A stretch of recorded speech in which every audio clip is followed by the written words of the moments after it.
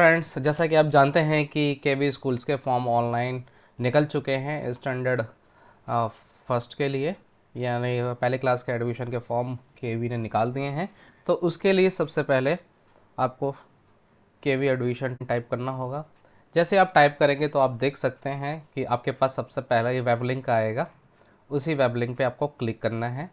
जैसे क्लिक करेंगे तो रीडायरेक्ट हो जाएंगे आप केवी स्कूल की ऑफिशियल वेबसाइट पे। सबसे पहले हमें रजिस्ट्रेशन करना होगा। रजिस्ट्रेशन करने के लिए आपको यहाँ पे क्लिक करना है। जैसे आप रजिस्ट्रेशन बटन पे क्लिक कर देते हैं तो आप देख सकते हैं कि आपके पास बहुत सारी इंस्ट्रक्शंस हैं जो आपको फॉलो करनी होती है। अब यहाँ पे कुछ एक स्ट्रॉन्ग नोट दिया गया है, you are strongly advise not to submit multiple applications to the same Vidyalaya for the same child.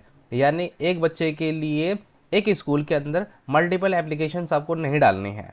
If multiple registration forms are submitted for the same child in the same Kendriya Vidyalaya, only the last application will be consider in admission process. इसका मतलब यह है कि अगर आपने एक ही school के अंदर बार बार अप्लाई किया हुआ है, मल्टीपल एप्लीकेशंस डाली हैं, तो आपके जो लास्ट एप्लीकेशंस हैं उसी को ही कंसिडर किया जाएगा। और क्या है कि इन A double shift Kendriya Vidyalaya E shift will be treated as separate Vidyalaya for admission purpose. कभी कभी क्या होता है कि एक स्कूल के अंदर दो दो शिफ्ट्स होती हैं, मॉर्निंग है, इवनिंग है। तो अगर आपको सेम विद्यालय के अंदर दो एप्लीकेशन डालनी है तो आपको सेपरेट एप्लीकेशन सबमिट करनी होगी। यहाँ पे साफ लिखा हुआ है। चलो स्टार्ट करते हैं। यहाँ पे आपको चेकबॉक्स पे क्लिक करना होगा, फिर इसके बाद प्रोसीड बटन पे क्लिक करना होगा। फिर इसके बाद यहाँ पे आपके बच्चे का नाम डालना है। आपका बच्चे का जो भी नाम है आपको यहाँ पे भरना होगा। Is the child differently abled, क्या वो दिव्यांग है? अगर यस तो यस, नहीं तो आपको नो भरना है। फिर इसके बाद बच्चे की डेट ऑफ बर्थ डालनी है आपको। Is the child seeking admission a child of केंद्रीय विद्यालय संगठन एम्प्लॉय। क्या बच्चा जो केंद्रीय विद्यालय में एडमिशन ले रहा है उनके पेरेंट क्या उसमें कर्मचारी हैं? अगर वर्किंग पेरेंट है तो वर्किंग पेरेंट पे क्लिक होगा, नहीं तो नॉट एप्लीकेबल पे आपको क्लिक करना है। ईमेल आईडी के अंदर आपको ईमेल आईडी डालनी है, फिर आपको मोबाइल नंबर डालना है, फिर इसके बाद आपको कैप्चा फिल करना है। सारी इन्फॉर्मेशन भरने के बाद आपको फिर रजिस्टर बटन पे क्लिक करना है। जैसे आप क्लिक करेंगे तो आपके पास एक OTP आया होगा फिल करने के लिए। आप अपने मोबाइल में जाके इसको देख सकते हैं।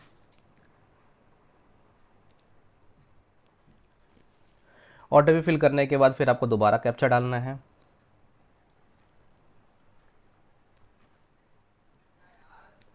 फिर इसके बाद आपको वेरीफाई बटन पे क्लिक करना है। जैसे आप वेरीफाई बटन पे क्लिक कर देते हैं तो आपके पास रजिस्ट्रेशन की डिटेल आ जाती है। आप देख सकते हैं कि आपका बच्चे का नाम आ जाता है, और फिर इसका आपका लॉगिन कोड आ जाता है, डेट ऑफ बर्थ जो आपने डाली है वो, और मोबाइल नंबर आपका यहाँ पे आ जाता है। मेन चीज़ ये है कि आपको इसको इसको सेव करके रखना है, क्योंकि अगर आपके पास लॉगिन कोड नहीं होगा तो अगर आप नेक्स्ट फॉर्म कोई भरते हैं तो वो मान्य नहीं होगा और मान्य नहीं माना जाएगा। इस चीज़ को आप प्रिंट करके रख सकते हैं प्रिंट आउट के शेप में, या फिर इसको PDF के शेप में अपने सिस्टम में सेव करके रख सकते हैं। फिर आपको लॉगिन करना है। आप यहाँ पे एक बटन देख सकते हैं, लॉगिन बटन दिया हुआ है, आपको यहाँ पे जाके लॉगिन करना है। फॉर्म को फिल करते हैं, जैसे कि यहाँ पे लॉगिन कोड, जो जन्म तिथि, मोबाइल नंबर और कैप्चा फिल कर देते हैं तो आपको लॉगिन बटन पे क्लिक करना है। जैसे आप लॉगिन कर लेते हैं, लॉगिन करने के बाद आप देखते हैं कि जो आपने last time previous detail registration के टाइम पे फिल करी होगी वो ऑटो फैच होके आ जाती है यहाँ पे। फिर इसके बाद आपको यहाँ पे अपना जेंडर चूज़ करना होता है। जिस कैंडिडेट के लिए आप ये फॉर्म फिल कर रहे हैं उसका जेंडर चूज़ करना होता है, मेल है या फीमेल। अब यहाँ पे कैंडिडेट फीमेल है। अब यहाँ पे फैमिली इनकम ग्रुप, किस ग्रुप के अंदर आप आते हैं? आप don't belong to low income group. अगर लो इनकम ग्रुप के अंदर नहीं आते हैं तो आपको first option. Economically weaker section में आते हैं यानी EWS के अंदर आते हैं आप तो second option. Below poverty line यानी BPL के अंदर आते हैं तो आपको थर्ड ऑप्शन। अभी यहाँ पे जो कैंडिडेट हैं EWS के तहत ये फॉर्म फिल करना चाहते हैं तो फैमिली इनकम ग्रुप के अंदर ये EWS का सर्टिफिकेट इनके पास होगा तभी अप्लाई भी कर रहे हैं। अब यहाँ पे अपना सर्टिफिकेट नंबर फिल करना है आपको, और फिर ये किस डेट को इशू हुआ था वो आपको फिल करना है। और फिर इसके बाद ये इशूइंग सर्टिफिकेट का अथॉरिटी कौन था, तो रेवेन्यू डिपार्टमेंट फिल करना है आपको। यहाँ पे अगर EWS के तहत आप अप्लाई कर रहे हैं तो यहाँ पे जो आपका डिपार्टमेंट होगा रेवेन्यू डिपार्टमेंट होगा। अगर BPL कार्ड आप आपका इशू हुआ है, तो इसके अंदर जो इशूइंग अथॉरिटी रहेगी वो एनएफएस रहेगा आपका। एनएफएस मतलब national food security card department आपका ये रहेगा। फिर इसके बाद कास्ट सर्टिफिकेट किस कैटेगरी के अंदर आते हैं तो आप उस कैटेगरी को चूज़ कर लेंगे, और आपका ब्लड ग्रुप क्या है वो चूज़ कर लेंगे। फिर इसके बाद आपको नेक्स्ट बटन पे ना क्लिक करके सेव एप्लीकेशन पे करना है। इससे ये फ़ायदा होता है कि जो आपने अभी इन्फॉर्मेशन फिल करी है, जो फॉर्म आपने फिल किया है वो सेव हो जाएगा। लॉग आउट करने के बाद भी आपको यही सेम डिटेल आपको दोबारा फिल करनी नहीं है अगर आपने सेव एप्लीकेशन बटन पर क्लिक किया है तो। जैसे कि हमने सेव बटन पर क्लिक कर दिया, तो अगर हम लॉग आउट भी जाते हैं और जब लॉग इन करेंगे तो ये सारी इन्फॉर्मेशन हमें फील्ड मिलेगी। अब हमें नेक्स्ट बटन पर क्लिक करना है। जैसे नेक्स्ट बटन पर क्लिक कर देते हैं तो यहाँ पे मदर की डिटेल है, इसके अंदर मदर की डिटेल भरनी है आपको, मैसेज। फिर इसके बाद उनका नाम आएगा, फिर इसके बाद उनके नेशनलिटी क्या है वो चूज़ करनी है। Do you want to copy mother's detail address to autofill father's residential address. अगर जो माँ की डिटेल है क्या वो फादर का भी रेजिडेंशियल एड्रेस वही है, अगर यस तो यस, नहीं तो नहीं। अगर यस है तो इसका मतलब ये है कि सेम है, एक ही एड्रेस पर रह रहे हैं। अगर मदर और फादर दोनों अलग अलग जगह रह रहे हैं तो आपको नो फिल करना हो। यहाँ इस कंडीशन पे यस है तो यस चूज़ किया है, मतलब जो मदर का एड्रेस है वही फादर का एड्रेस है इस कंडीशन में। अब यहाँ पे आपको स्टेट चूज़ करना है। फिर इसके बाद यहाँ पे आपको सिटी चूज़ करना है। फिर आपका जो भी एड्रेस है तो यहाँ भरना है। फिर इसके बाद आपको पिन कोड फिल करना है, जो भी आपका पिन कोड होगा वो पिन कोड आपको डालना है। मोबाइल नंबर में आपको मोबाइल नंबर, जो भी आपका मोबाइल नंबर है वो फिल करना है।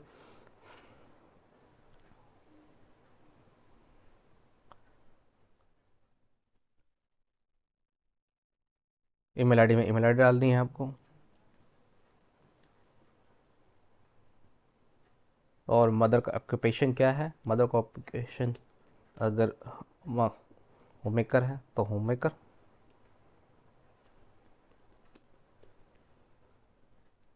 सेम डिटेल कॉपी पेस्ट करके ऑक्यूपेशन में डाल सकते हैं।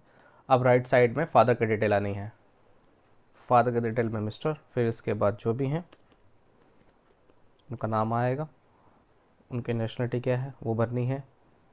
अब यहाँ पे ये सारी डिटेल जो डिसेबल है वो इस वजह से क्योंकि हमने मदर के एड्रेस जो भी है वो फादर का भी सेम एड्रेस है, तो डिटेल सारी ऑटो फिल होके आई हैं।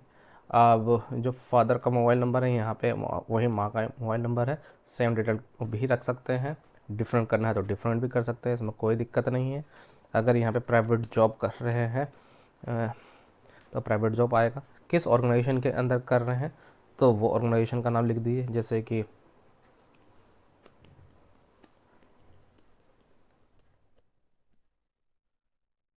अगर रिलायंस जियो के अंदर काम कर रहे हैं तो रिलायंस जियो।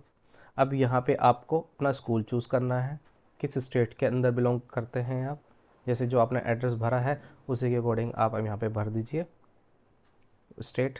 फिर इसके बाद आपको स्कूल सेलेक्ट करना है। स्कूल सेलेक्ट करने के लिए आपको केयरफुली देखना है और वही स्कूल सेलेक्ट करना है जो 5 किलोमीटर के दायरे के अंदर आपके घर के एड्रेस के हिसाब से पढ़ते हों। तो स्कूल भी डे और इवनिंग शिफ्ट के होते हैं, तो आपको देखना है। अब यहाँ पे जो है स्कूल कैटेगरी क्या है वो सिविल है। स्पॉन्सरिंग एजेंसी कौन है, डीडीए है। फिर ये लोकेशन टाइप अर्बन है। अब यहाँ का स्कूल और घर कितनी दूर के किलोमीटर पड़ते हैं, 5 किलोमीटर पे, तो तभी आपको बेनिफिट मिलेगा। देखो यहाँ पे इन्होंने एक नोट भी दिया है, you are eligible for admission under RT in this school as per KVS admission guidelines. अगर यहाँ पे 5 किलोमीटर के दूर अगर सेलेक्ट कर लेंगे तो आरटी के तहत आपका एडमिशन नहीं होगा।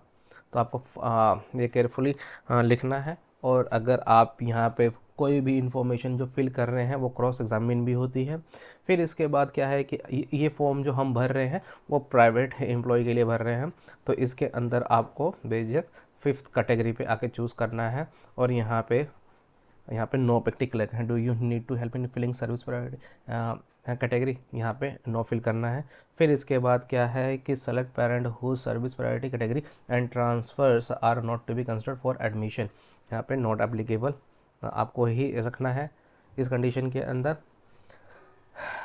अगर यहाँ पे यस करते हैं इसका मतलब ये हो जाता है जैसे कि अगर आप यहाँ पे आर्मी एम्प्लॉय हैं, आर्मी के अंदर काम करते हैं, तो यहाँ पे आपको यस करना होगा। फिर आप किस ऑर्गेनाइजेशन के अंदर हैं वो यहाँ पे करना है, एयर इंडिया में करते हैं, ठीक है। आप परमानेंट है या कॉन्ट्रैक्ट बेस पे, यहाँ पे ऑप्शन ही आता है परमानेंट का, तो आपको वही सेलेक्ट करना है। फिर इसके बाद जो भी इसमें आपको ऑप्शंस पड़े वो आप चूज़ कर सकते हैं, और फिर जो भी आप यहाँ पे चूज़ करेंगे ऑप्शन को, उसी के अकॉर्डिंग आपको सारी इन्फॉर्मेशन फिल करनी होगी। अब जैसे कि हमने children of transfer non transfer state government employ, जो उनके पेरेंट हैं स्टेट गवर्नमेंट एम्प्लॉय हैं, यहाँ पे सेंटर का भी आएगा तो आप वहाँ से चूज़ कर सकते हैं। यहाँ पे select parent who service priority category and transfers are to be considered for admission. आप यहाँ पे जो पेरेंट्स हैं, मदर है या फादर की डिटेल भरना चाहते हैं जो ट्रांसफ़र हो रहे हैं, तो अगर फादर हो रहे हैं यहाँ से वहाँ ट्रांसफ़र, तो आप यहाँ पे फादर सेलेक्ट करेंगे। Selected parents has been transferred in last 7 years. हाँ, ये पूछ रहा है कि आप पिछले 7 सालों के अंदर कभी ट्रांसफ़र हुए, अगर हुए हैं तो यस, और फिर जैसे ही आप यस पे क्लिक करेंगे तो आपको सारी डिटेल यहाँ पे अपनी भरनी होगी कि आप की यूनिट का क्या नाम है, और फिर यह डेट ऑफ जॉइनिंग क्या थी, और यहाँ पे है date of release from office unit.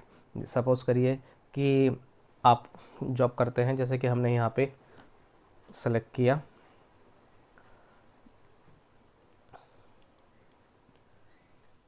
Suppose करिए इंडियन आर्मी मैंने सेलेक्ट किया। जैसे हमने इंडियन आर्मी सेलेक्ट किया, अब एक यूनिट के अंदर कब तक रहे, उस यूनिट के अंदर सपोज़ करिए 1 जनवरी 2023 से लेकर अगर 1 जनवरी 2024 तक आप रहे हो,